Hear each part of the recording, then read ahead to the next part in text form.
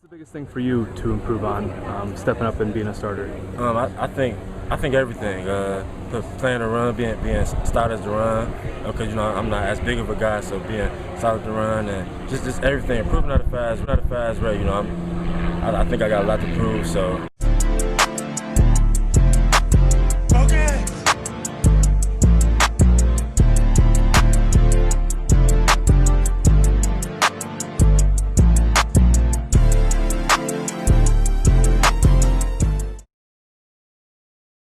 Welcome to the After Effect Podcast. I'm your host, LeBron Steffen.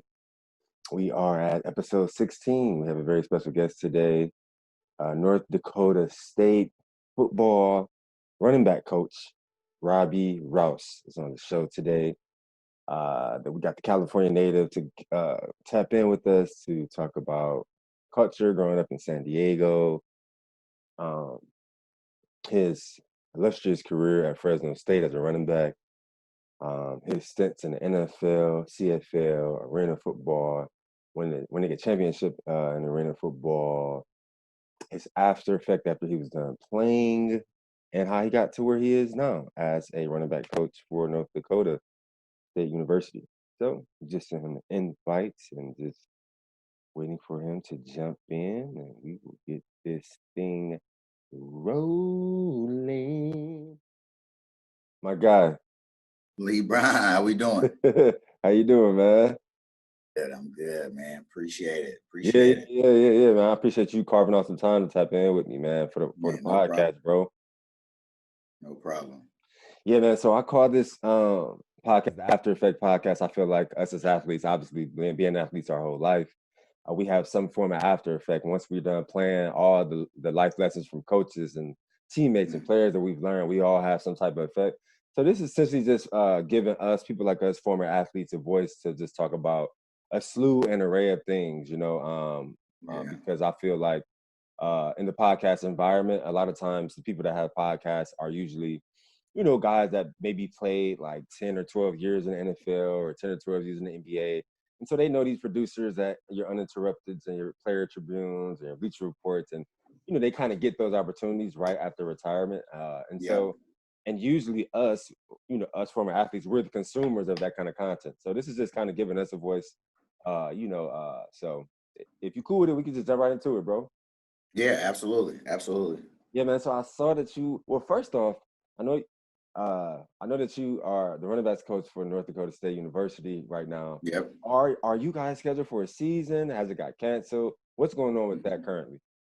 So it's University of North Dakota. So like just stop because state, that's NDSU. That's the other team down the way. So University of North Dakota. So no, I was just you're right. Because we're just two teams in the same state. Okay. So as of right now, we aren't playing a season right now. So right now all we're doing is kind of just getting the guys back in shape and getting workouts. Actually I was able to get my first workout indie session with my guys this week. And I got the job in March. So first time ever actually being able to coach them through drills. So, it's unfortunate that we aren't having a season, but I just think that it was too much of back and forth. Are we going to play? Are we not? I feel like since the guys know, okay, we're not playing, let's grind and let's get it going. It's some more concrete versus, okay, we're going to play, we're not going to play. So I just think it's better now that they know, and now we're just moving forward with it. Okay. I got you. Well, that's super cool, man, that the players are, kind of having that optimistic mindset. I know, I went to the University of Iowa in the Big Ten, and the Big Ten, a lot of the players, they are the parents, the players, they're going crazy. They're signing petitions. They're putting up to the Big Ten office in Chicago, and doing all these things, trying to at least get a season. So I know now the commissioner is thinking about maybe instead of starting something in spring, maybe possibly starting something in November. Obviously, if the spread of COVID doesn't continue to expand, if the numbers continue to come down. So, that's super dope. I think this year is going to go down, in the test of time, just everything that's happened with COVID, the coronavirus pandemic, and also just all the racial injustices as far as Black Lives Matter. And I think it's pretty cool, man, that, you kind of on the front lines and you kind of have to be that example, for the generation now, because they're, you're their coach, so they're looking at you to lead by example. Yeah, no question. I mean, and that's a great point because I mean, in our state, we're most diverse, as far as the state of North Dakota. And, those are conversations that we have with our players, about what's going on in the real world because you can't hide from these issues. Right. You have to have the uncomfortable conversations. And we had a conversation this morning with the guys, because when you have uncomfortable conversations, you grow as a person, and it just helps our relationships grow. There's no point in hiding.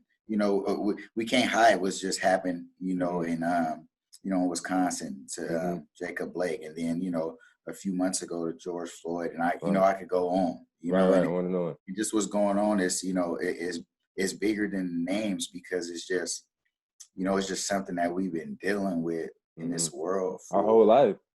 Our whole life, our whole life, since birth, our parents, and so on. So like.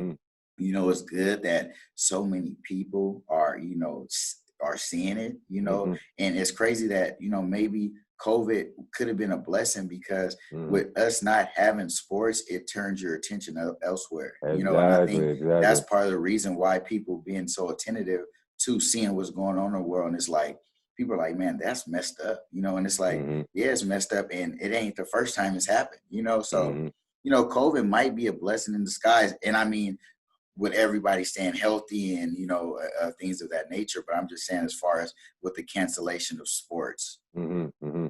Oh yeah, man. That's big facts, man. That's a great point, bro. So yeah, we'll dive into, I know you're a California native. You grew up in San Diego.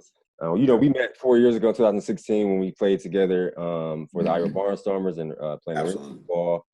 And I think you were probably one of the first guys I knew that was actually from the state of California, from San Diego. So just talk about the culture there. Talk about growing up there. When I think about California, obviously I'm a Midwest kid from Ohio. So when I think about California, I think palm trees, beaches. What was the sports culture like growing up there in San Diego? And that's good you say that because I deal with that all the time. I grew up, Southeast San Diego, right? Southeast is inner city. It was a lot of, gangs, drugs, violence, so, I was raised in a single parent home. So, I did see the other, side. So it wasn't palm trees and beaches, they was far from where I grew up at. I know a lot of people get that perception of San Diego, but, that's what some that, I had around me growing up. But, as far as the culture, we have a lot of talent from San Diego. It's kind of the state of Heisman's. I mean, you got Reggie Bush, you got Marcus Allen, Terrell Davis, Ricky Williams, so we could go on, we got a list of guys. So, I mean, the culture was really competitive.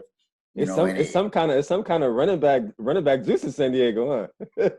I mean, I play running back myself, so we really like the state of the RBs. Like I always, tell people about it, like name another city that got more Heismans than us. So, we really talented. And, the thing about San Diego too is, it's military base. So, you can go out and run into 10 people and 6 of them will be from 10 different states. So, that's kind of the thing, because like, traveling and going to other states, like, if you're in Iowa, or let's say you're in Chicago, you go see Chicago Bear fans everywhere. Minnesota, you go see Viking fans. San Diego, man, you go see everything. And that's the same thing. I imagine you'll probably get in New York. Well, I ain't been from New York, so that's a tough aspect. But as far as that, it was tough growing up. It was tough growing up, seen a lot, but I think it helped mold me to the man I am today, on top of having a great mom, a great mom that taught me, so many values of life. I looked up to her, and that's always been my hero.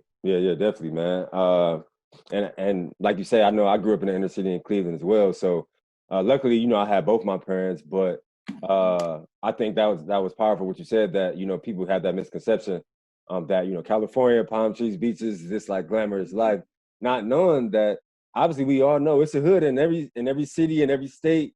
And that's stay away from the train tracks. That's what Mom told me. Stay away from the train tracks, baby. Yeah. So that it was the same way in Cleveland, man. But like I tell guys all the time, and like you alluded to as well, those type of experiences, being in those trenches, obviously it's not safe. And you would rather grow up a different way, but it also kind of shapes you and molds you and teaches you how to move, how to kind of assess people, whether they should be in your circle, whether they shouldn't. You kind of have that gauge and that like eyesight to be able to gauge people on, you know, if they would be good for you, whether they was an athlete or just a student and things like that. That's powerful. So talk about your, you know, your career at James Madison, and then like, you know, just the entire like starting to get recruited. I'm sure you probably started getting letters like 9th or 10th grade, like me, and you know, those offers start to come. Talk about your career at James Madison and then just the entire recruiting process. Yeah, so, you know, I was, like I said, that's why I take this pride in coaching as well, because, you know, I didn't have a father growing up as far as there with me. You know, he's been incarcerated my whole life. So, you know, I kind of had those father figures and coaches, you know, it was just by nature. You know, Pop Warner, I had a great coach in David Dunn, who's a head coach at Lincoln High School, which is a really, you know, historic high school in San Diego, and that's where Terrell Davis and Marcus Allen came from. So Coach Day coached me and Pop Warner, you know, so, and then after that, you know, I went to high school and played for Rick Jackson, you know, who was a great coach as well. You know, he'd go down as a Hall of Famer coach. So, you know, going to Madison, you know, it was a great experience. My freshman year, I actually played Pop Warner. And then my sophomore year, I played JV. I played JV my sophomore year. You know, I was a smaller guy. You know, I was 5'5", $140, you know, so, you know, but it didn't matter to me. It's not like I just wanted to, wherever I could ball. You know, so many kids, misconception, like I need to play varsity, this and that. It's not ready. You're not ready. When your time comes, take advantage of it. Exactly. So, you know, I did start getting letters like my junior year, but we went to football camps at Fresno State, you know, every year, team camps, right? Team camps. You know, and every year, team camp, I did good. First year I was on JV. You know, the next year, you know, I did varsity. The year after that, I was varsity as well. So, you know, and I got a chance to kind of meet, you know, the Fresno staff, you know, which I ended up committing to Fresno, you know, as we all know. So that was kind of a great experience because, you know, during team camps, you kind of get to see how they coach and just kind of how it is to be a college athlete.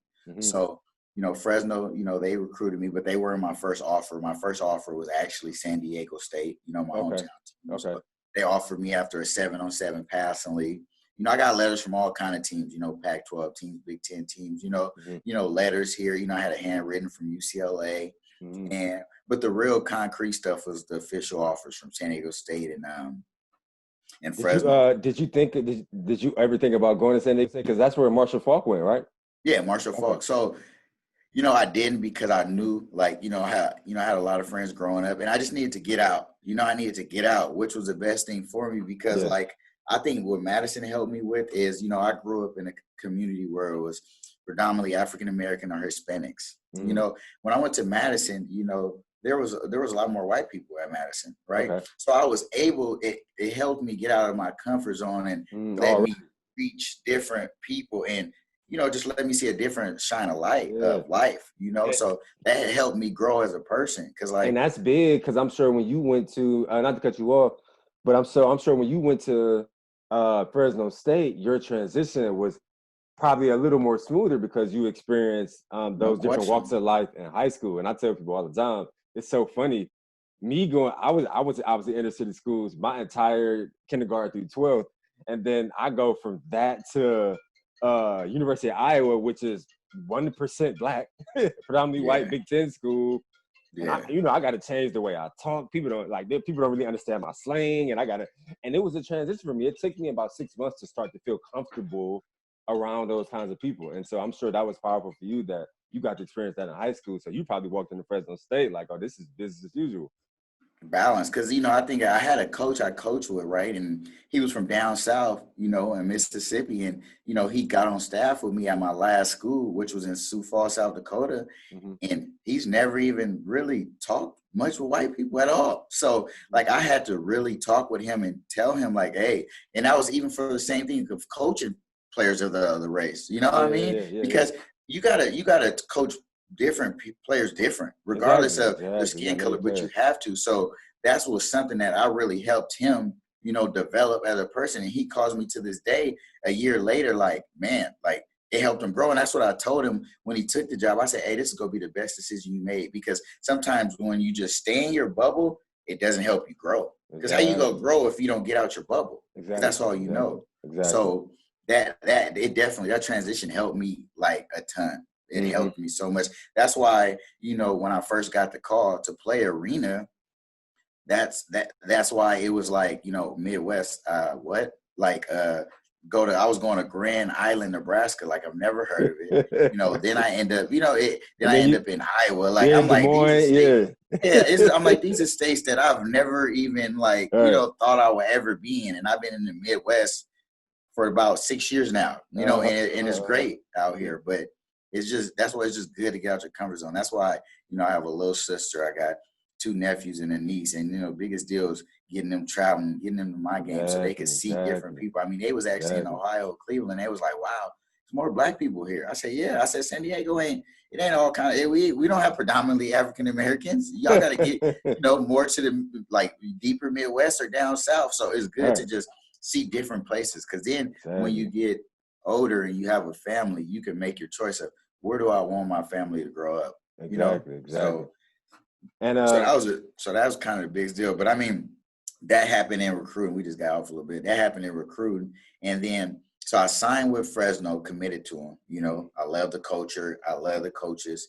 Coach Hill was a great head coach. He's still my mentor to this day. When I got this job here, I called Coach Hill. And I actually, the school I'm at right now, I played them in 2012, and some of the guys on the staff. So as soon as I got, the opportunity, I called Coach Hill. Before I can even finish my conversation, he hang up with me to call the head coach here, So that lets you know how big, because I mean, that was this 2020, that was 2012 when I graduated. It's 8 years later, So the only thing that was a twist up, about mid-January, it was a quarterback named Tate Forcier who was really talented at Michigan. He was trading snaps. Tate was trading snaps with Denard. It didn't pan out. Tate didn't like it. But Tate had moved it out there early that spring. So I guess a running back fell off their board. And then Coach Rodriguez at Michigan called me and was like, hey, Robbie, we want to bring you up for a trip, show you around. So that's going to offer me. So, I was like, wow, Big Ten. Like I said, I've never been really like that, like, ooh, raw. I just want a ball. Like, at the end of the day, just give me the ball and anybody in front. I was never – I don't even think it was called Power 5 back then. I think it was just, a conference was big, but it wasn't that. But of course, I knew that Michigan was a bigger school than Fresno, like no place. Right. So, I thought hard about it, and I kind of regret not taking a trip, but then again, I don't, because maybe if I would have took the trip, I probably would have been would have went to Michigan, because I'd have been like the big house. But I'm glad I didn't go. I told them appreciate it, but I knew Coach Hill and them was committed to me, and they wanted me from jump. So, I ended up going to Fresno. I don't regret it at all. My career, was great, and I had a great time there. Yeah. And ultimately it panned out for you to have a great career. And I'm glad you talked about that, because I'll segue into my next question. Obviously, 4,627 yards during your career, 37 touchdowns.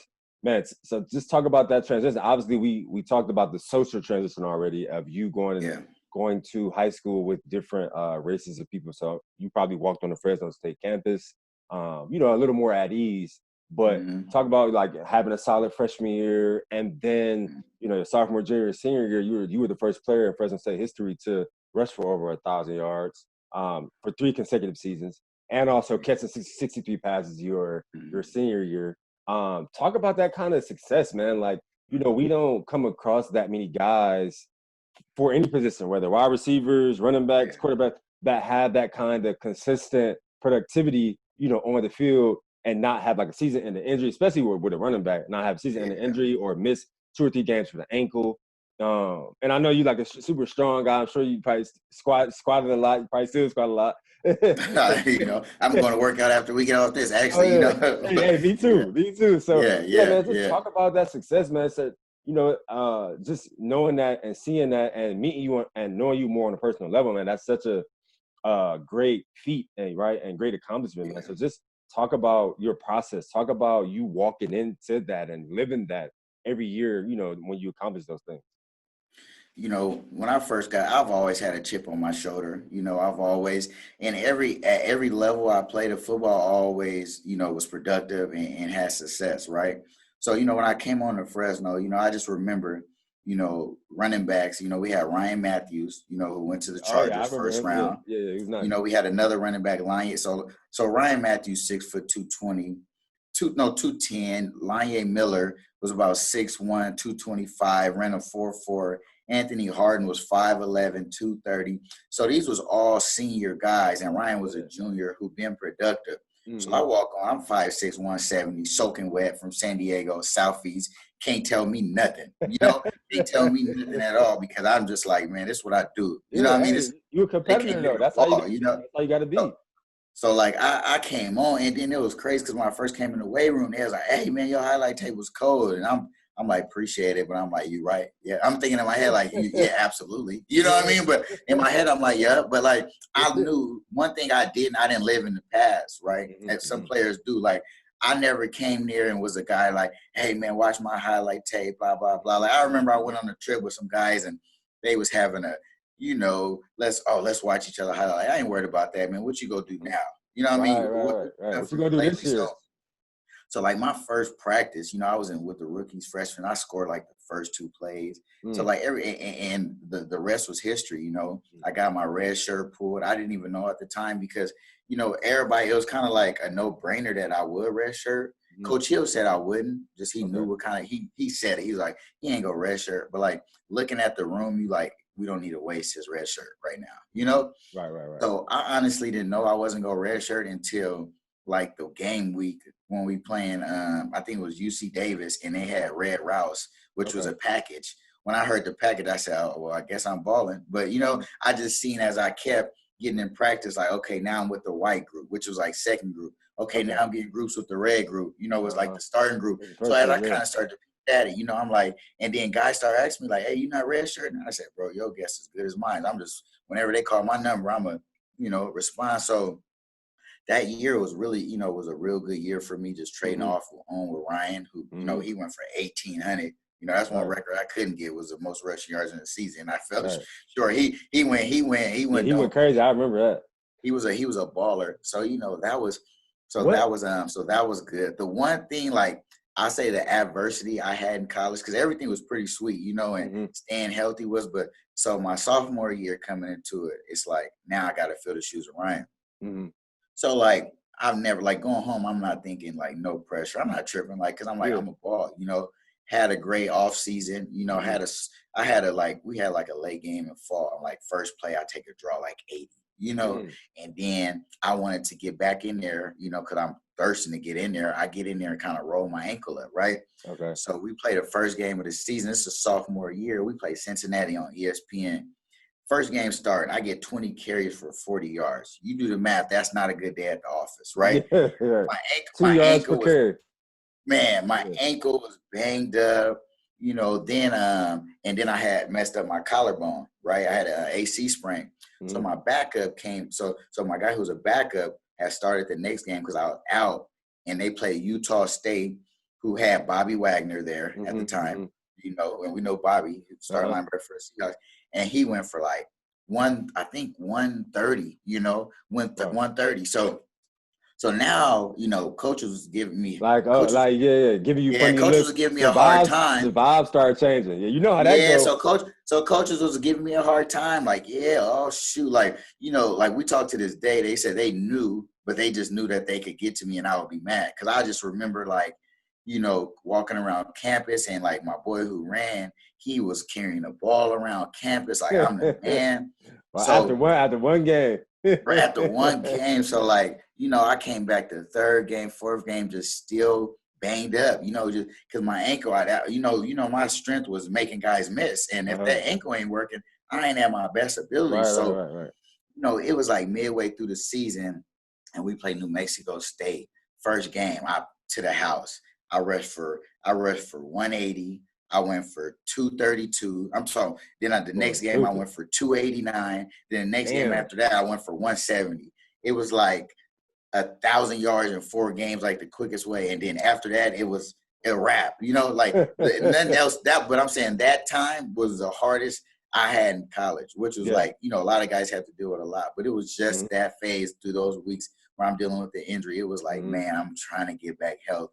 And I'm blessed to have a pretty healthy career. Like, I ain't have no knee blowouts, no nothing. The most thing I got is, man, I didn't have 3 surgeries on my hand, which is when you have more surgeries on your hand than knees as a running back, I would take that. Man, especially as a running back. No ACLs, no ankles. Man, that's no foot. Like, you know, that's a blessing.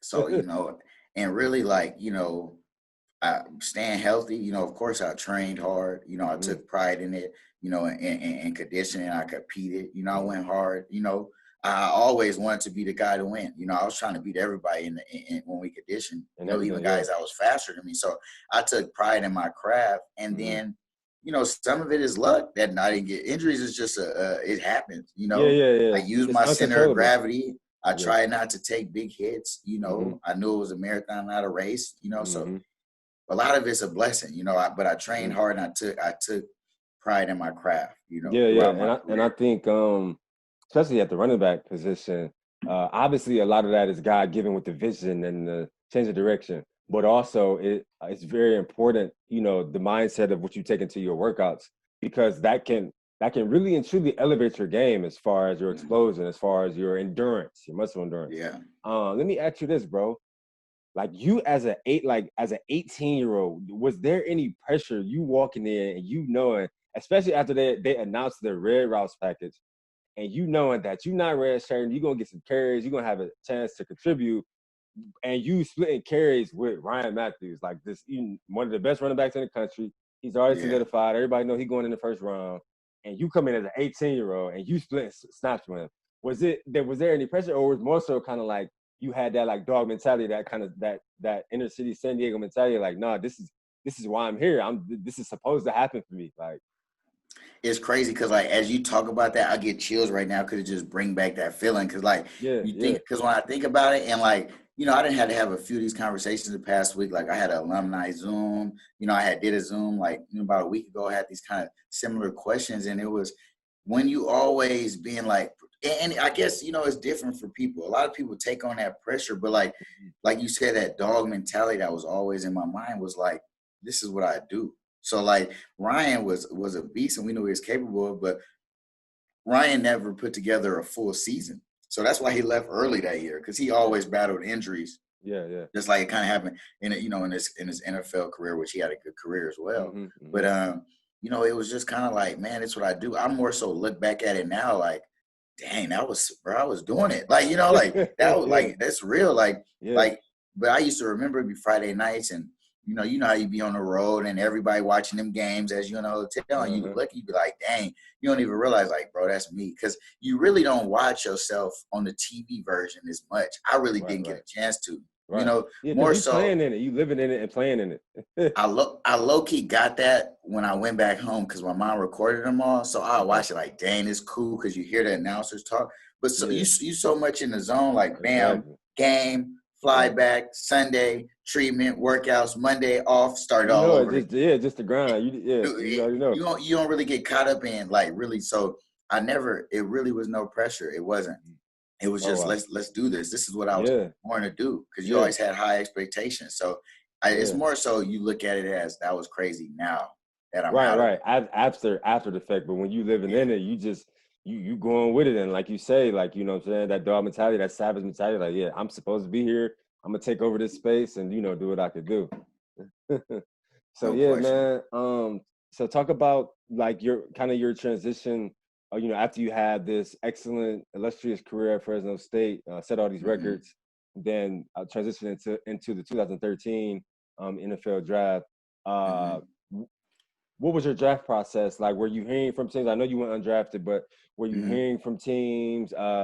Did you just do pro day? Did you go to combine? Talk about just that transition in 2013, and then also, obviously, I went undrafted as well. Talk about draft day. Talk about the emotions of maybe possibly thinking you're going to get drafted, or maybe already knowing that you're not going to get drafted, but you're going to have a free agent deal and at least a chance to come in and compete somewhere. Yeah. So, you know, I had an agent, you know, who he set me up great. You know, I trained, with prevailed games in Hollywood. Nice setup. I mean, I was with first rounders, guys I was with Chance Warmack, Kyle Long, Deion Jordan, Tony Jefferson, Kenny Stills, Kenny both from Dago. I mean, my boy Philip Thomas. I mean, I had dogs, you know what I mean? Like guys who's still playing right now, Yeah. I played against Kenny Stills at Oklahoma. Yeah, he was a dog. Okay, yep. So we so going through that process was, was great. We was training in Hollywood, at the nice spot. You can't complain. You getting your little, your per diems from your agent, man. You just living a good life. You living a dream.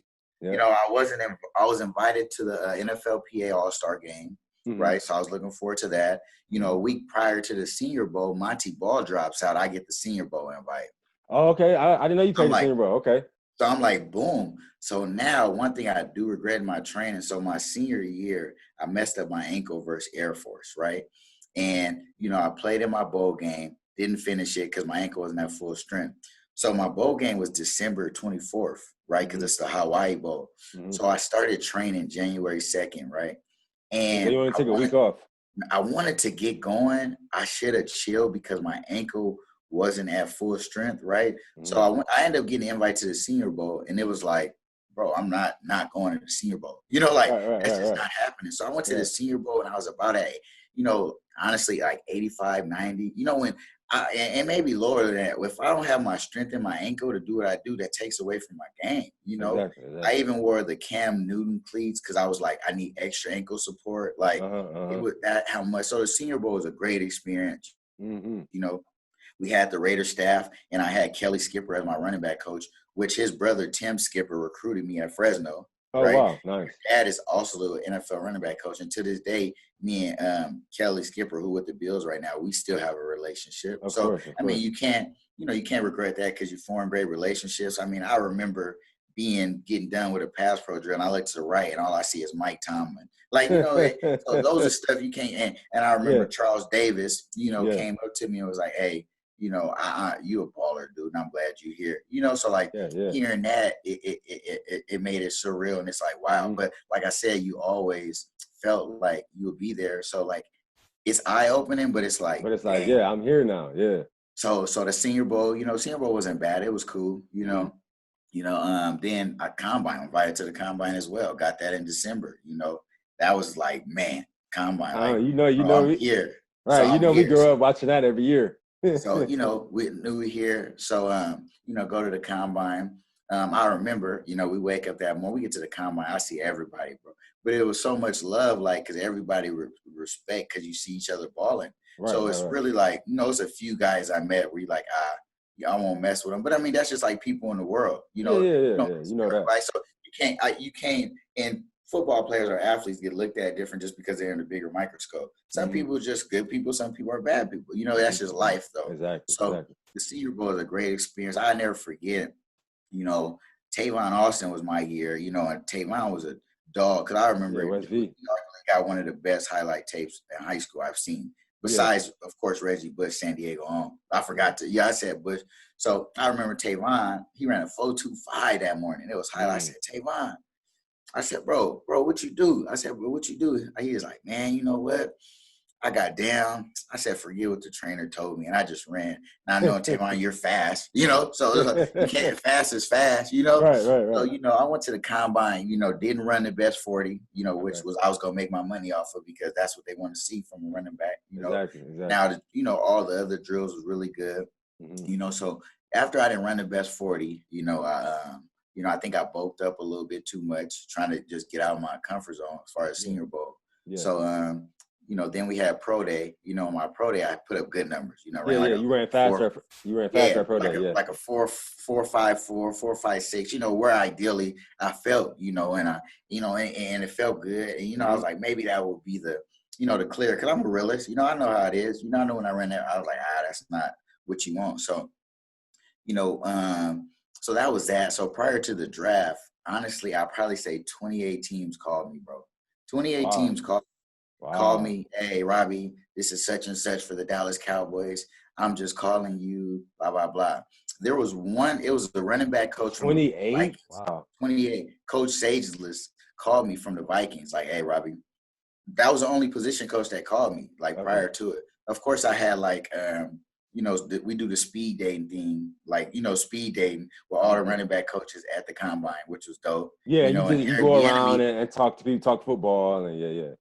so They ask Eric questions. Bieniemy, right? Eric Bieniemy, who's like the OC at the Chiefs right now. So he was a head coach at Colorado. My senior year, that was a game I broke the record. So like we was real cool. We still cool. So it was good to really get a chance to meet him. Especially, I mean, he didn't have so much success with his career right now. So did that stuff. Had a good day at pro day. Mm-hmm. So then prior to the draft, I'm at my mom's house. I had a few people over. Like I said, there was something, there was things that had me as like a top 100 player, a top 100 player.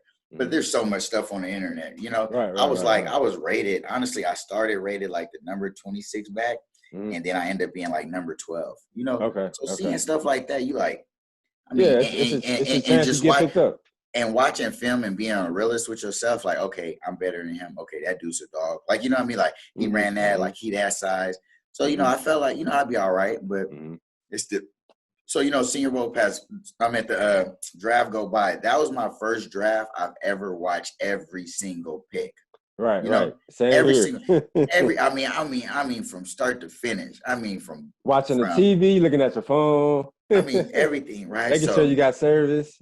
So I mean, and now I like it, so I still watch it. But that was the first time ever in my life that I watched past the first round. Usually we watch first 2, 3, all right, I'm out. But like going through that, it made you realize, dang, that guy got drafted in the 5th. He's a good player. Like it really made you see the look ins and out of football. So I didn't get drafted.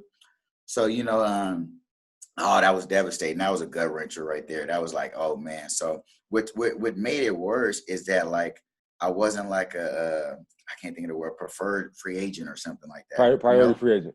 Priority free agent. So I still didn't get signed right after the draft. So I'm like, bro, what? Like, first of all, I didn't get drafted. Now I'm not even a priority free agent. Okay. Right. They got me big twisted. So like I was in San Diego, my girlfriend at the time, I next morning I cut out. Let's go to Fresno. I wanted to get away, just get to Fresno, man. I just need to clear my head. Like, my mom understood. I was just like, dude, like, devastated. But I was like, let's go. Yeah. So, the Vikings, Coach Sazers called me like kind of during the draft, like, hey, I don't know if we get to draft you, but I want to bring you, Mm-hmm. I was like, cool. So they still didn't sign me. So they brought me for like, trial purposes. It went good and stuff like that, but, this other running back dude was like 4'3", he was fast. Bradley Randall, my guy. I think they ended up signing him. So that was that. So then now the next week, I'm just, back in Fresno grinding, just waiting. The Cowboys want to bring me up. I'm like, America's team. I'm like, Jerry Jones, the kind of guy, shoot, regardless, if you fall in love with you, you set, it's those certain type of people who don't always let the certain type of measures or stuff like that get you, Yeah. So while I'm on my way to Dallas, as I'm taking off, the Cleveland Browns called me like, hey, Robbie, like I'm literally like taking off. Hey, Robbie, blah, blah, blah. Where you headed this week? I'm like, headed to Dallas. He's like, they signed you? I was like, no. They was like, well, we want to sign you. I'm like, I'm about to take off, call my agent. So bam. So they like, by time, and then I landed in my layover spot in Arizona. By the time when I landed, my agent already told Dallas I'm not coming, and I already signed with Cleveland. Well, like, set that up for that. So now my bags is shifted. I'm not going to Dallas no more. I'm going to Cleveland now. So now I'm signed with Cleveland. Yeah. I go to, yeah. It was nice too. I did like Cleveland. So I went out there. So I went to Cleveland, rookie minicamp. I'm signed. I mean, I remember like after the first day I get interviewed. It's, it's like 20 mics. I'm like, bro, I'm here. Like, I'm like I remember coming out. I'm in the league. Yeah, I remember coming out of that like practice after, and I call my boys like, bro, I'm here. Like, I'm in my hotel. I go to the little eating spot. I'm like, I need steak with a little shrimp. They cook it live. Boo, boo, boo. Right in front of you. So I'm like, bro, this is real deal. Like, this is crazy. And then it's funny because somebody asked me, I said, like, hey, Robbie, you seen the movie Draft Day? And I was like, honestly, Draft Day was filmed while I was out in Cleveland. And to this day, I still haven't watched it because it made me think about getting cut, So like, because I remember everybody was talking about, because a girl who was filming, they was like, oh man, she's a smoke show. I don't even remember who's the girl in Draft Day, but So that was that. So Cleveland, I was there for about maybe a month or so. I ended up getting released from there. Mm-hmm. You know, I got released, was able to make my sister's wedding. I graduated the same week. So it was, and I was still on the Browns that week. So it was a great week. It was graduation, sister wedding. I'm in the NFL. I mean, it was like, bro, I'm there in the league just That's at a the great wedding, time. like, you know what I mean? You just, and you walked across like stage. It's like, bro, this is life. Like everything that I wanted to accomplish is here. And my mom, she couldn't smile any harder, you know? That's a full circle moment for you. So, you know, I ended up getting cut there. And then, you know, I didn't want to go to the CFL. BC Lions had my rights because of the fact, like, you know, I want to get back to the league. After getting the taste and seeing, you know, there really isn't, the competition really isn't that far off. You know, you got your animals, you know, your J.J. Watt, your Julio Jones, the specimens. But besides that, it could vary. It's based on who's going to outwork it. That's how you see guys, you know, like I say, Adam Thielen, you know, who start from the bottom, came from a D2 and just got it, you know, got it in and worked at his craft. So, you know, end up not getting not picked up, and then I was ready to go back to the CFL, but then the played for BC or Edmonton? So BC Lions had my rights, but I didn't declare. So the Patriots brought me in for a workout like a month before August because I was ready to go to CFL because I'm like, bro, forget this. I want a ball. But then once the Patriots called, now me and my agent was like, whoa, like if people see that the Patriots brought you in, like that's going to open some eyes. So maybe we should wait a little bit. At the same time, your agents want to wait because, you know, they only go get money off of your actual contract. But I'm still like, I'm always aiming for the best. So, you know, I ended up waiting a little bit. Then I ended up, you know, going to Edmonton, you know, and was out there. But I declared my rights so late. I was there for like the last 4 games on the practice squad. I mean, I was having good practices, killing it. Kind of messed up my hammy a little bit, trying to gas it on kickoff, scout. I was trying to get out there, messed up my hammy. But, you know, finished that. You know, our team was terrible. You know, then when we went to Braden in Florida, you know, that next spring, I ended up getting released. It was a whole new coaching staff. You know, they kind of seen the running backs as more of they wanted bigger backs, you know, because it's 3 downs to, you know, block and stuff like that. So I ended up getting released. And, you know, I didn't play football for that whole year. That was one of the worst years, like, I had to go through. That was 2014, 14? Right? Yeah, 14, yeah. So I didn't play that year. So, bro, that was one of the toughest years. You know, I was away from home. I was not playing ball. You know, I was working. Something that you had played your whole life. Yeah. So, no football season. So, you know what I mean? Like, it was crazy. Like, my boy Phil was with the Redskins, and, like, I was right down the road. Like, I was in Baltimore at the time, and I was like, you know, I didn't even go to a game at first because it was just it ate me up. Too hard to it ate me up, and it's like, and he understood because he know how much I love the game, so it was no love lost. You know, I couldn't let it go. You know, because now I had a taste of it. So you know, that was one of the toughest times of my life, just dealing with that. You know, so man, same here.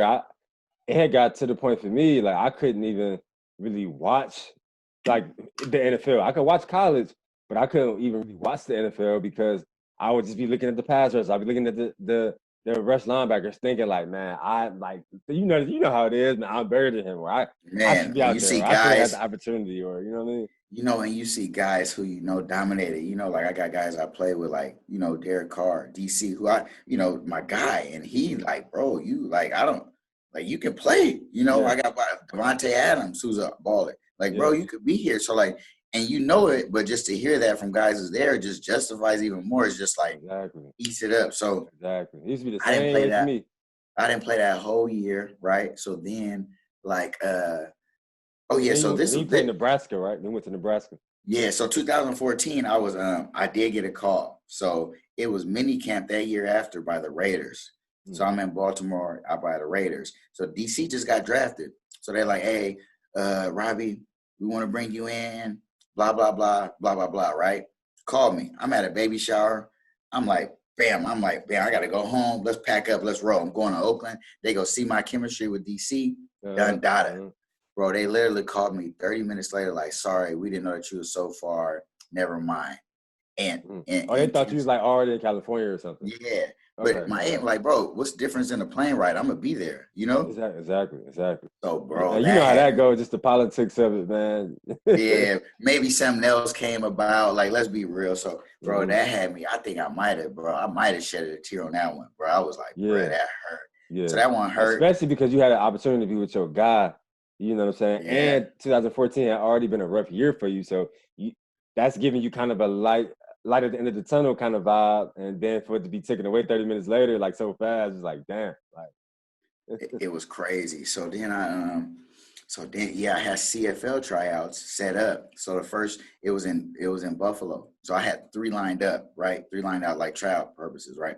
I go to the first one, bro. Run a 40, bam, I'm moving, pull my hamstring, bust on me, bam. Like I fall like, you know, 40, slide into just give out on me. So that was terrible. And then I couldn't do the other tryouts. I couldn't. So now it's like, bro, I'm just like, dude, I can't catch a break, you know? So I got the hamstring injury due to overtraining because I wanted it so bad, bro. But then I got with I was literally get up at 6 a.m., work 6 a.m. workout. Then I was working like a construction job, bro, like outdoors. I ain't never worked with my hands in my life. My mom, we lived in an apartment, so we ain't cut trees or nothing. So I'm doing a construction job, and then after I get off, I'll work out again. So, bro, I was grinding. Going crazy, it was going hard. Grinding. So then I got with a trainer, and I got it together. And then, you know, I got a call from, you know, Nebraska and stuff. And then I'm like, bro, I ain't never heard of this league in my life, dude. Right. I was like, you know what? I said, because when I think of like the only indoor I knew was AFL, right? Which was the Barnstormers where they played in. And all they do is look like they got big fullbacks back there. I'm like, bro, I'm not about to take on guys running at me like a full-on car crash all day. You know, like that was what I thought. You know, I was like, okay, maybe they want me to come play slot. Right. So, you know, I actually looked at my boy Troy Evans. We cool now, but I didn't know. But I watched Troy play at Nebraska, his highlights. And I was like, bro, they running a little inside zone, a little outside. Okay, sign me up. Let's roll. So then I go to Grand Island. You know, it's cool, really good team. But, man, it was a lot going on. Grand Island was one of the, you know, I couldn't get no service. I was in the middle of nowhere. It was like, Grand Island, Nebraska. Dude, I said, man, I don't know if I could do this. So I was like, you know, and then it was another guy that was on the team, right? It was Wayman James, who was a baller at running back, right? So I'm there at Nebraska. Me and Wayman are trading off every week because Wayman was a baller too, So we trading off every week. Wayman play, I play, Wayman play. I said, Coach, I can't do this. I I didn't come here to do this. Like, you know, like I'm coming here to move on my, you know, for my career. Game I don't play, I'm missing out on an opportunity. Like, man, Robbie, you know, I didn't want, you know, teams have been asking to do this, blah, blah, blah. That's how I go to the Barnstormers. Then I went to the Barnstormers, and, you know, that's how we met. Yeah, that's how we met, yeah. And, you know, it was a good time. You played there for 2 years, right? Yeah, like 1.5 because I came for that last year. So we finished it, you know, and we, you know, we had a pretty good finish. Then my next year, we're starting out, and we got a good squad. I mean, we got talent, bro. We got talent. And, you know, like that's the year you went to Sioux Falls and y'all ended up playing the Barnstormers in the championship, right? No, we played the Rattlers, but we did play Sioux Falls in the playoff. I mean, we played the Barnstormers. So then my second season, we was at practice, you know, at the little indoor with the nets, right? And my hand got caught on it, and I thought it was like a jammed finger, but I messed up a bone in my hand.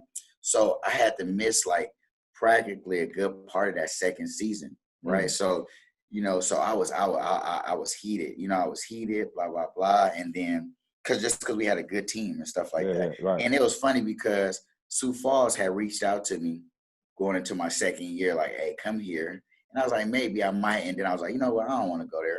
They the Patriots, bro. I want to beat them. You know what I'm saying? You know, that's like the Patriots, right? So I'm like, so I'm like, bro, I want to beat them. So then we did that year.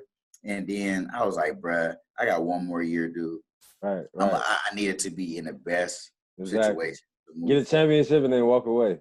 Yeah, all right, get moved forward. I ain't really championship, of course, you guys won that, but I'm trying to move up. So I go to Sioux Falls, you know, great team, great atmosphere. You know, you getting on your road. You know, the Jaguars called me, like Jaguars called my coach about me. You know, that was like first time I heard some league in a minute called about me and stuff. Yeah. That was good. Never ended up getting signed. So, you know, I finished that year with the Storm. You know, we won like 15-1, great year championship. Of course. You know, took care of business, you know, stuff like that. And then But the midst of those 2 years, when I was playing arena, right, I was going back home and coaching at my alma mater, Madison. Okay. So I would play in the spring, coach in the fall. So I did that for 2 years. So then after my last year with the Storm, I was like, all right, I'm done. Hang the cleats up. I ain't do no dramatic posts like, hey, hang them up. I just was like, bro, I'm done. You know what I mean? Like, Right. I didn't even do that because it's already emotional enough. I didn't need any more emotions, Man, so it was just like. I'm so glad you talked about that because that was actually my next question. Like the day, because I mean, that's super dope that you kind of had an action plan. You had a good plan like in place. So you were still actively playing, like you say, in the spring, but then you was coaching in the fall. Like, so you was touching both entities, right? So I'm sure your transition was probably a little easier because you was already coaching for 2 years. But the day when you said, after y'all won that championship and you already been coaching for 2 years, the day you said, man, this is it. Like, I'm done playing. I'm washing my hands with it. I'm throwing it over here, and I'm gonna segue to the next part of my life. And like you said, it was already a emotional time. Just give me some details, man, about that, especially because as a California product, like you had so much success, right? And you made it to the NFL. You put that NFL helmet on. You was able to compete for a while and still hear from teams and have those workouts. So that day when it was just like, all right, man, this is it. Was it hard? Like you said, it was emotional, but you kind of had a good plan. So just talk about that a little bit. So, Coach Riggs, he always does a sit down. That's a Sioux Falls Storm head coach, do the sit down because he kind of let guys know, okay, want to bring you back, blah, blah, blah. So Riggs had a Riggs Academy, right? He still does it in Sioux Falls. And he kind of seen how I worked well. He's seen my leadership abilities. He's seen my coaching. So he let me coach at the academy, and I did great stuff there. So after my season passed, I was still in Sioux Falls for like a month, just living, still had the spot, coaching with him, it was good opportunities. And, I was kind of, just kind of, undecided right now what I was going to do. I was just tired of the back and forth game, with playing and then going back home. Cause, my first year before I started coaching, bro, I went on like 10 interviews just in the real world. Like, bro, I'm all kind of jobs. It's the first time I've ever did, like, I'm on Job Indeed. I'm doing interviews in San Diego.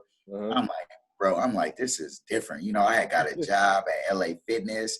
I'm working there. So I was working at LA Fitness for like, a little bit. Like, that was a job I took because, I wanted to be some fitness, something, just like I know you do with your fitness. I'll be seeing you. Oh, yeah, you know that. But then I ended up getting a job at Madison and, was working, as a teacher, with the special ed. So I ended up getting that, and that's how I got a job at the school. So that was good because I was around the kids. I was coaching.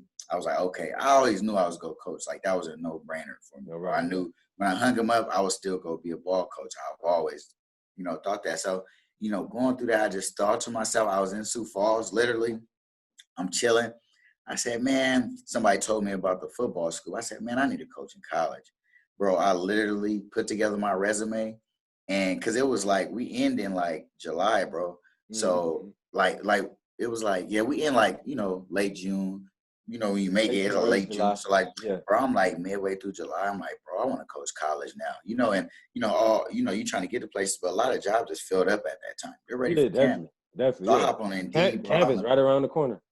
Bro, any school that has some kind of running back offense, bro, I was applying. Boom, boom, boom, boom, boom, applying. Saint Scholastica called me. Coach Ramler called me, and he hired me like August 8th, bro. A few days before camp. Wow. I literally packed my stuff up, hopped on a bus, bro, and I'm on a bus up to Duluth, Minnesota. Never been to Duluth and didn't care. Knew I was coaching ball. Yeah. He gave me the job as a skinny skills coordinator. I was coaching running backs, receivers, tight ends. And it was a Division III. What school was this? Saint Scholastica. So it was a Division III.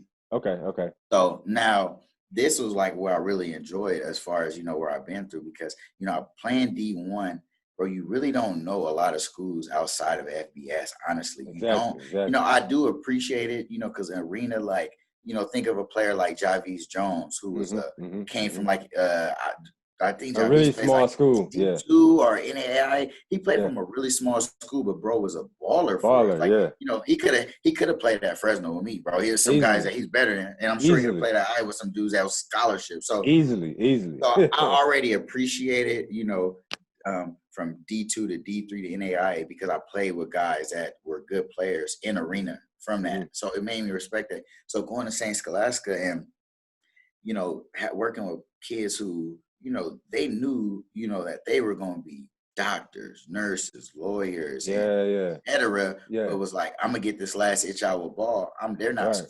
ball's not paying a nickel for me, and I'm balling. Like, you know what I mean? Yeah. I respected that, you know, Yeah, because I'm that's like, dope. That's dope. because That's how you know they really love the game. They really just like the game. it made me appreciate it because I remember with a guy at Fresno one day, I'm a big Madden guy, and he like, bro, how can you just go home and do football after doing football here? I said, bro, what, you don't do football? You don't watch it? He said, man, after here, I don't even think about football. And that made me think like, damn, everybody don't love the game like that. Yeah. And that was freshman year. That made me realize like, bro, everybody don't love it. It ain't for everybody, you know? Right. So going there, you know, was a great experience. And then, you know, just networking. That's how I got back to Sioux Falls and coached at, you know, Augustana, which was a D2. So now I'm D3 to D2. D3, you moving on up. So you know, you moving up, but you seeing all kind of different divisions and teams and make your respect. You see St. John, St. Thomas, you know, which is really good Division III schools. Then, you know, I get to Division II at Augie, you know, and you know, St. Scholastica was a great program. Augie great as well, great coaching staff, great kids. You know, we went 7-4 my first year. The next year was 9-2, and we made it to the playoffs, which was last year. So I coached there 2 years, and you know, that was a great experience. And then getting this job here at UND the past March. So it's been a whirlwind, but like, you know, I think the biggest deal for guys as athletes, and that's kind of been the biggest deal. You know, one of my good friends, you know, who's a girl named Jalen, she's kind of starting like kind of like life that after sports, not just football, you know, for athletes, because honestly, that's like we deal with the biggest depression, you know, and you know, after you get out that limelight, some people can't handle it, bro. They don't know who they really are. They don't know who they are other than whatever respective sport they did. They don't know who they are outside of that.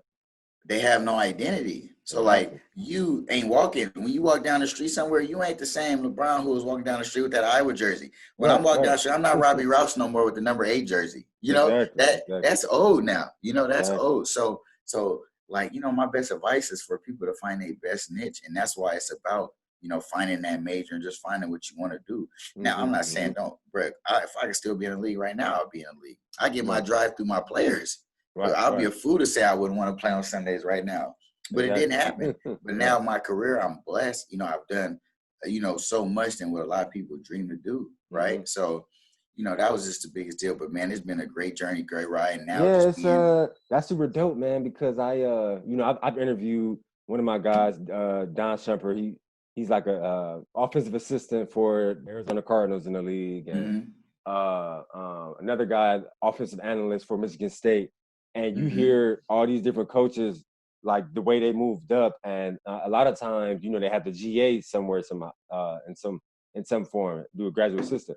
But it's super dope to hear, you know, your trajectory, because you started off Division III school, then, you know, you went to a Division II school, did 2 years, and then now I'm sure it's kind of a full circle moment for you to finally be back in at Division I in which you played, but at the same time, not diminishing or looking down on Division II or Division III, because like you said, you spent time there and you have the utmost, if not more, respect for those players, because they already know most of them, they don't even have the drive. They don't even want to play professionally. They just really, really love the game. They know that they already know they're going to have to do something else to be able to sustain, take care of themselves. So that's just a super dope, like, trajectory of your journey, because it's different. No question. Like that, you know, I'd rather coach a kid who love the game any day. And I've never been, you know, felt like I was too good enough to like I said, get out of my comfort zone. Like, you know, you got some guys who like, I only want to coach D1. I only want to do this. But I want to coach ball. You know, I want to coach ball, you know, and whatever opportunities I get, you know, that present themselves, whatever, but I just wanted to coach. So those opportunities presented it, I attacked them. and was and was the best coach I could possibly be, and that's gonna continue to move forward in my career. So that's like, and I had another thing where I talked on like had a live summit. I was just advising coaches, bro, take advantage of wherever, just coach ball. Just coach ball. Just get out. Bring that energy in, Because the ball don't change, the yard lines don't change, none of it changes. It's all gonna be the same at the end of the day, regardless of what logo you got on. A lot of guys go to coaching conventions and you can see them just okay, Clemson, bam, bam, bro. Talk ball. You got great coaches everywhere. Everywhere. I done talked to some great coaches, who was at lower divisions, and I talked who's really smart. And I talked to some guys at higher division. And it's like I don't know, I don't know, and I'm not saying I know everything. Every year, every day, I grow as a coach. So and that's something that's always gonna happen. Always, yeah. So I have a segment on the pod called the Coach's Corner. So obviously, you've been playing since Pop Warner. Talk about like the best advice you ever got from a coach, whether it was Pop Warner, high school, middle school, NFL, CFL, arena. Us as players, we've been coached by so many different coaches and mentors and stuff like that. But it's always 1 to 2 or 3 things that someone said that really just stick with you and you kind of remember, for the rest of your life and take it on. No question. I had my freshman year of college at Fresno, first semester wasn't the best. I was, loving it up a little too much, true freshman playing. I was feeling myself. I'm not gonna lie to you, So, so there was things that happened and stuff like that, let's not sugarcoat it. So, Coach, it was John Baxter, right? Okay. And he does AGP, academic game plan. He was at Fresno, he's been at USC, Michigan. Great. Okay. And he always told us life lessons. And I use this on my guys to this day. Just about how to manage your time. My biggest deal is I want to make you the best football player ever, but I want to turn you from a boy to a man. I want to give you skills that's gonna help you in life to move forward, right?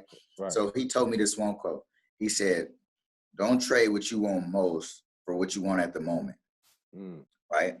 And that's always stuck with me because he like, Robbie, I know how much football means to you, but at the moment, you might want to go do this. You might want to go do that. But is that going to help you to what you want most? Right, ultimately, right. So that was one of the realest, I've heard some good stuff, but that's a quote that stuck with me forever. Because that's real. Because that's how people is in life. Hey, man, I want to be this. I want to be that. But, bro, were you first in sprints?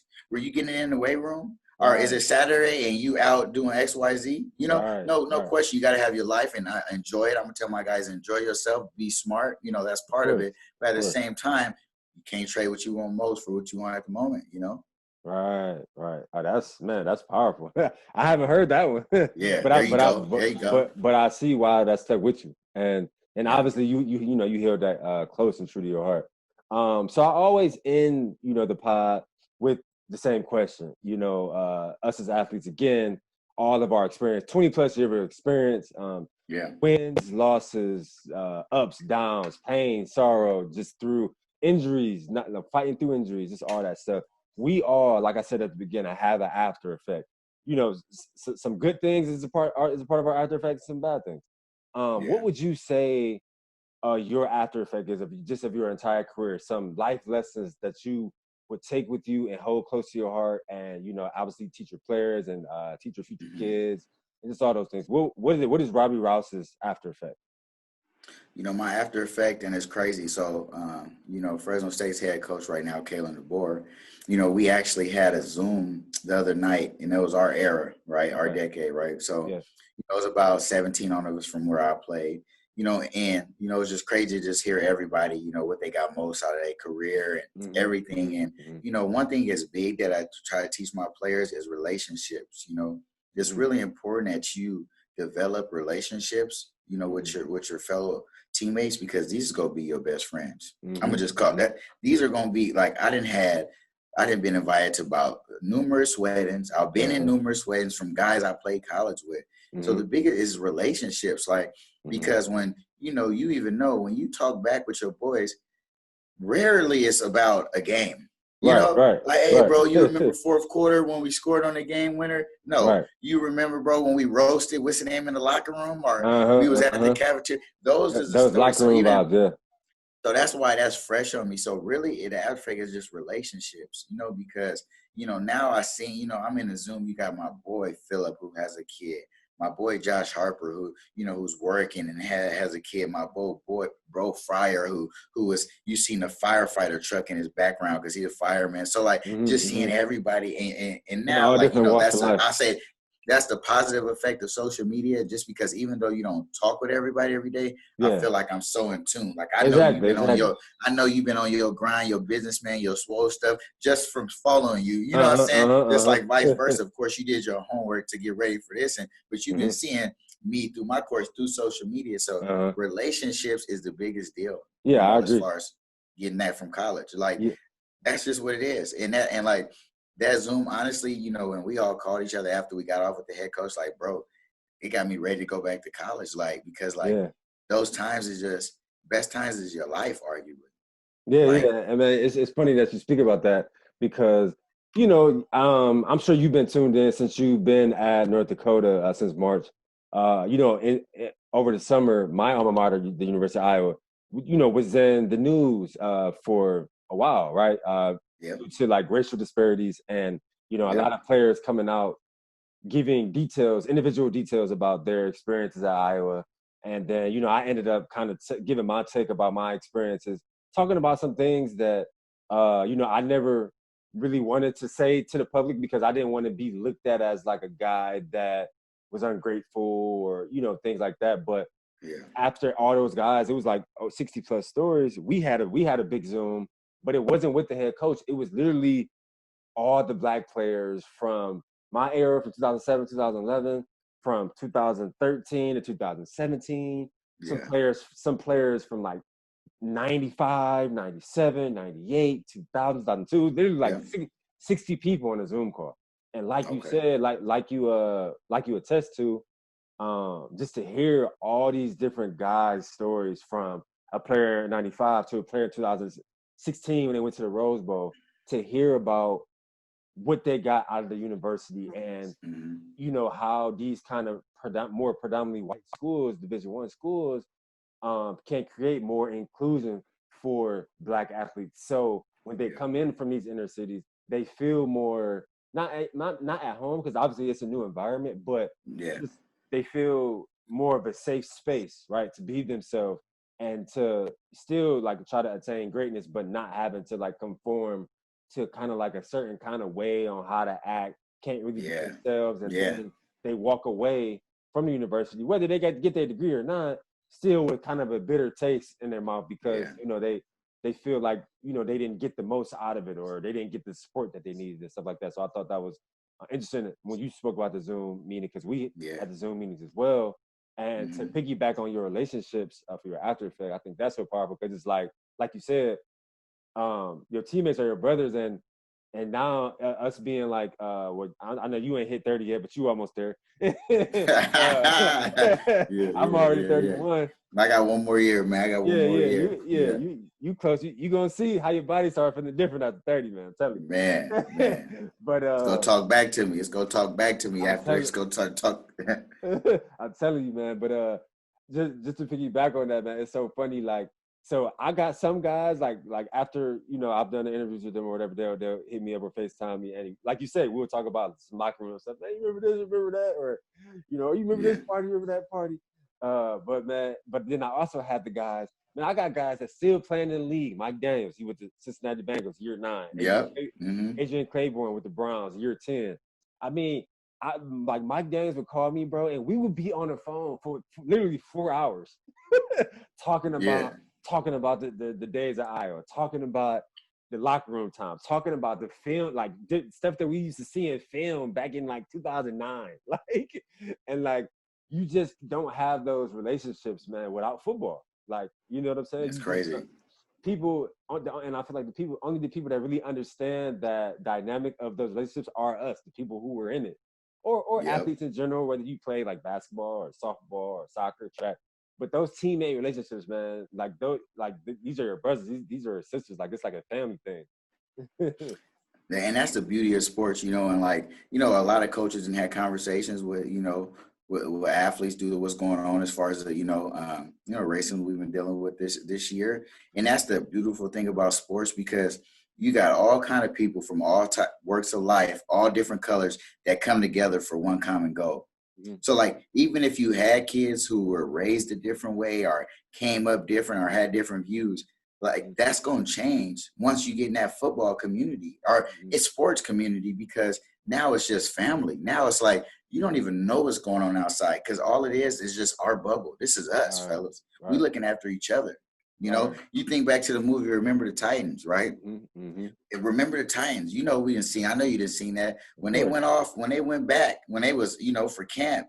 They came together as a family. They didn't matter the color. Mm-hmm. Now you get back to the real world, and now you got all these outside people pulling you in. So that's our conversations that we have with our players today. Like, fellas, we can't control what people do outside of here. All you can do is be great teammates to each other and try to reach the person next to you, whether that's a friend, whether that's a family member, and then we could get this circle bigger, and it could spread, Now we want that disease. We want that to spread.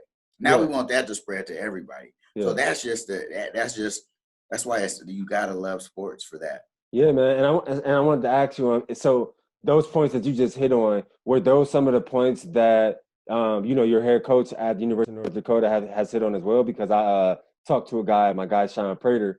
He played about 6 years in the league.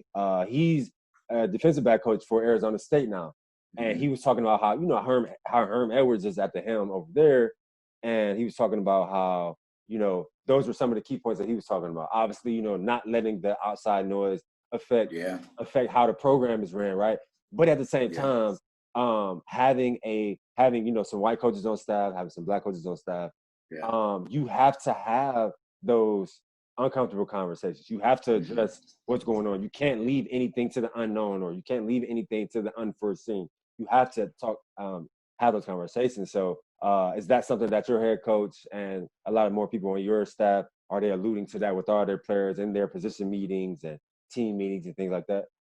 Absolutely. And I remember when George Floyd happened, I had, many colleagues called me and had conversations with, long conversations, whether they was black, white, or whatever, to just talk about the issue, and the biggest deal is when we talk about it is like, it's uncomfortable, but like I told you, even like, you got to have those uncomfortable conversations. And, us as African Americans, all we want to do is just hear, from the opposite race, just hear, and some people are nervous because they don't really know what to say, and they understand that. And, our head coach is kind of, he's kind of been letting me go and just kind of lead it, and coach is just listening, and that's the best deal to do, is listen to players, and our head coach has done a great job. Our OC, DCA has done a great job of attacking it, real world issue of what's going on, and when it happened for us, our coach had Zooms with all the different groups and just let everybody talk.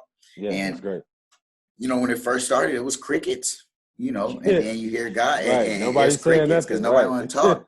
And then you start hearing guys, I've never felt that since I've been here at the North Dakota, or this and that. So it was great to hear that. But that is a sign of relief for kids, because the world is already messed up enough. Man, so kids need that security blanket. You need it, man. You need that, just to know, like, what, because our head coach is not African American, so to know your head ball coach respects it, because of course you're gonna question it, and you shouldn't question it, but that's just the outside noise getting to you. Again, right? Because clearly, if he's a coach, he works with all kind of different races, but just to hear that is just all kids need.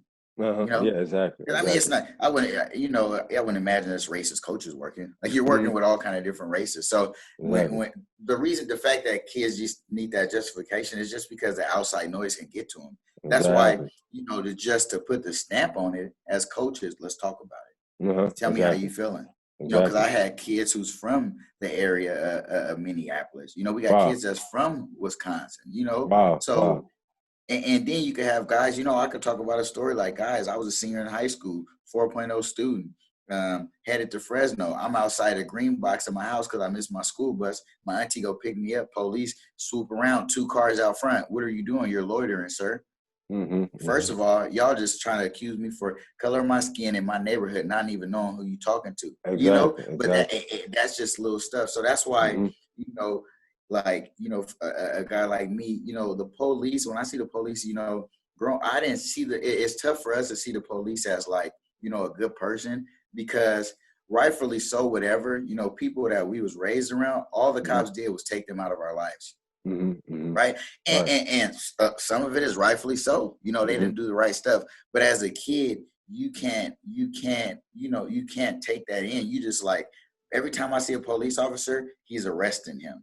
All right, they're doing this, or it's a shooting, or it's that. You never see a police officer giving you stickers in my neighborhood. You never see a police officer coming and hand out charity. So like if I see somebody, it's just like a person. If I see him and it's always bad news, I don't want to hang around him. That dude trouble. So that's the same deal of like when you come from inner cities and the police has always and they're doing their job as far as you know some of your uncles or this was doing this or doing that, so they probably deserve to be taken out. But as a kid, that's just what you associate them as by. Man, like you alluded to, that's all facts. Man, my last question, bro, because I know I'm sure that North Dakota, the state of North Dakota, is kind of like the state of Iowa. So you know, you being African American man, you know, pretty successful. You know, your resume speaks for it. So has this year, you know, say these last 3-4 years, and just all these different things, what just happened in Wisconsin, what happened in Minnesota, has it created any kinds of like anxiety for you? Just, you know, just for you to drive your car to the gas station, just for you to drive your car to the grocery store, you know, go grocery shopping, just do your everyday errands, things like that. And I know that you've been used to being in these kind of environments since high school, since college, all the different things you've done professionally. But I mean, and I can only speak to myself, seeing all these different things, man, it's made me be like more observant when I go to the gym, when I go to the grocery store. You start to notice people like actually literally wanting to look you in your eyes and say hi because they want you to know that they're not that way. But then no question. But then you have some people who are looking at you like crazy, and you kind of know that they on the other side. Like, you know what I'm saying? So what has your experience been in North Dakota? You know, just what? And that's a great point you said that, because I have seen people that break their neck to be like, hey, or like, you know, and it's like letting you, and you got some people, and I don't want to just say that they're from the other side, because they might be scared, because they might think maybe he thinks I don't like that we don't like him, you know. So you know, I really don't want to paint a picture, you know, and you can't change some people. Like I said, it ain't black versus white, it's good versus evil. That's how I put it. It's good versus evil. So I have noticed it. Of course, I'm aware. Of course, it makes you like a little nervous. You know, anytime I get put over, you know, I got great record, license plate good, car good. But anytime my officer pull me over, I'm gonna comply. I'm like, hey, I'm grabbing my insurance. Like, I mean, I'm not like, and that's always something I've been taught from a youngin. You know, and I've had people who was on the other side, you know, who was a state trooper, police officer, and I've been, you know, in a ride along where I've seen it, you know, but that's not validating anything that's happened. As far as that stuff's been wrong, rightfully, for sure. But yeah, it definitely eye-opening. You know, I see a police officer, I definitely think twice, you know, and I'm nervous not to get pulled over. I mean, I got to get that out because I have no reason to ever be worried. But like I said, it's just, you got something that's been engraved in you for so long. Exactly. It's hard to shake it, and just with everything's going on. Because man, I couldn't agree more. You know, so it's some good cops. You know, I didn't mess them, but at the same time, like I said, it's good versus evil. Exactly. You know, just like it's some good coaches, some bad coaches. You know, it's just but yeah, it definitely different. You know, and I have noticed that as well. Being in North Dakota, people will break their necks. You know, I was at the grocery store today. This lady was just waiting for me to, you know, and it's been tough with mask on to really see. Like, you know, to see some kind of gestures, you know, you just see cheekbones rising, you know what I mean? Right. Now here we're a smaller state, so mask is not really, you don't see everybody wearing masks. But I mean, this lady was like just waiting for me to say something today, and we had a great conversation. Older white lady. That's what's up. But yeah, for sure though, it has though. Yeah, man. Well, I'm great. I'm super happy for you. You know, that you're killing it out in North Dakota.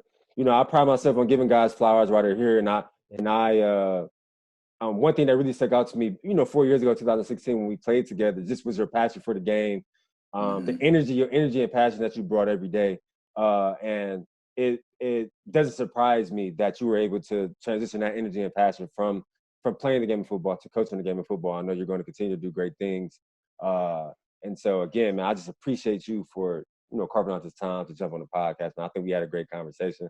Let's keep in touch. Great conversation. Stay on those RBs, man, during those workouts. I know you get it in with them. So y'all keep that optimistic and positive mindset during the season. Hopefully we'll see what happens, for the rest of the year. It's been a crazy, crazy year, but we got to try to finish it strong. No question, man. Don't kill us, only make us stronger, baby. Right. All right, man. Well, yeah, again, I appreciate it, Pat. I appreciate you for coming on, man, and we'll be in touch. I'll be looking to probably get you back on maybe at the end of the year or first thing in 2021 as we see what happens with college football and how whatever kind of layout they come out with. Yeah. Most definitely. Just holler at me, man. Hey, really appreciate it. And, congrats to you and everything you got going, man. It's always good to see former teammates just succeeding in life, man. That's the beauty of it. Just to see everybody doing their thing, man, it's like, man, that's the beauty of it, I remember you came on and you had that, I could tell you had that chip on your shoulder from a bigger school. You knew you didn't want to be at the Barnstormers.